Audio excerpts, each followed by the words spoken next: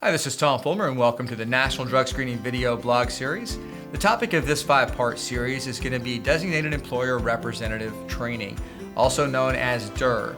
It also may be referenced as Drug and Alcohol Program Manager. The 5 parts of this series are going to focus on 1, the selection of service agents and their roles in assisting you in managing your testing program. Number 2, development of your drug-free workplace policy and distribution to your employees and to your supervisors. Then the 3rd part will be focused on implementation of the actual training necessary for supervisors in the drug testing process.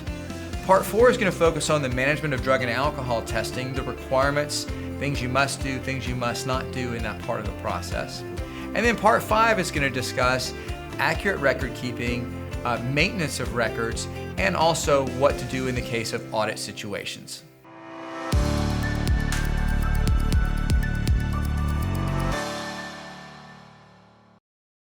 Welcome to Part 4 of our Designated Employer Representative, or DER, training series. Today we're going to be talking about Drug Testing Program Management. This is also known as Drug and Alcohol Program Manager, DER, DER, or Designated Employer Representative. Now we're talking specifically today about those who are operating as a DER for the federal testing, meaning the Department of Transportation regulated testing modes. When you're managing a program, there are several key requirements that you as a DER have to do that you cannot outsource to service agents, third parties, TPA'S. They have to be retained by the person in-house who's actually designated in that role. There's also another key part to that role that a lot of companies don't realize, and that is that they always have to have somebody who is a DER available during those operating hours when someone, such as a service agent, needs to contact them about a positive drug test result or a positive alcohol result. That means if you operate 24/7 and you have a designated employer who works 9 to 5, they need to either be available the rest of the time, either on call, or you need to have an alternate DER designated in your policy. And that's so that someone can always be reached to handle any situations that arrive with any of your safety-sensitive employees.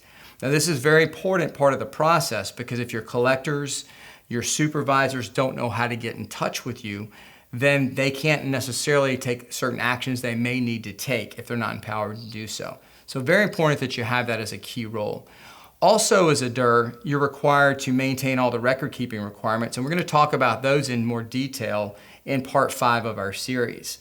So today, for the management of it, your real roles as a designated employer representative are going to be receive drug and alcohol testing results.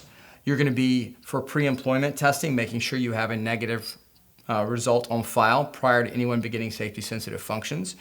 You're also, for instance, in the situation of Federal Motor Carrier Safety Administration, you have to do previous records checks or previous driver checks for any previous positive tests. You have to make sure people have completed the substance abuse professional return to duty process if they've ever tested positive previously. So all of these are roles that fall within you as a designated employer representative. Now, although designated employer representative training is not required in the federal regulations, supervisor training is required.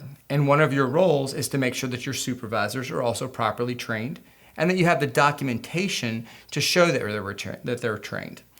Now, some modes have different requirements for that training. Different things that have to be covered. They all cover the 60 minutes of drugs or 60 minutes of alcohol testing, but there may be additional requirements as well depending on the mode that you're regulated by. Also, there may be reasonable recurrent training required, or it just may simply be recommended.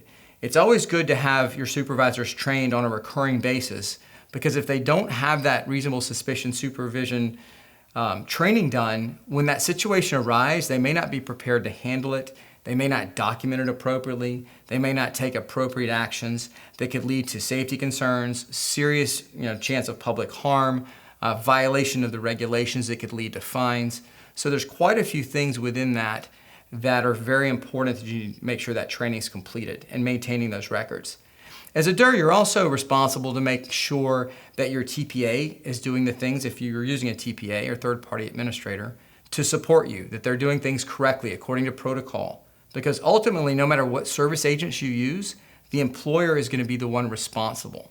That means if collection sites aren't doing their job, the TPA'S can help with that, but maybe you have a specific collection site you use that's maybe an urgent care or a hospital you really should be doing audits of those collection sites to make sure they're following the right procedures, to make sure their collectors are DOT qualified. And one key thing is if you ever have someone that tells you their collector is DOT certified, you should definitely audit them immediately because there is no DOT certification for collectors. And if the collector themselves don't know that, then that's a hint that they don't know the regs as well as they should, or they may not be following the right processes. So these are all things that fall within your responsibility as a DER. Now I mentioned that DER training is not required, and yet we're talking about this as part of DER training. The reason it is not required is kind of a mystery to me. I think it really should be required. But the assumption is that as that person responsible, you're going to do what you need to do to comply with the regulations. And it's up to you to do that. So if you have not done a DER training, I highly recommend that you do that. There's a lot of areas that you cover. You can see the past 3 series that we've done and the following one on record keeping that we're going to do coming up, and get a good overview of things you need to be aware of. But there's much more in depth in the regulations, and those subtle little things that you may miss may end up in large fines, may end up in safety concerns or safety hazards for the general public. And ultimately, as the DER, you're the one responsible. So thanks for joining us for this series. Make sure you check out all of our training options available, our other videos on our blog, at the NDS blog at nationaldrugscreening.com. And we look forward to seeing you on the next video.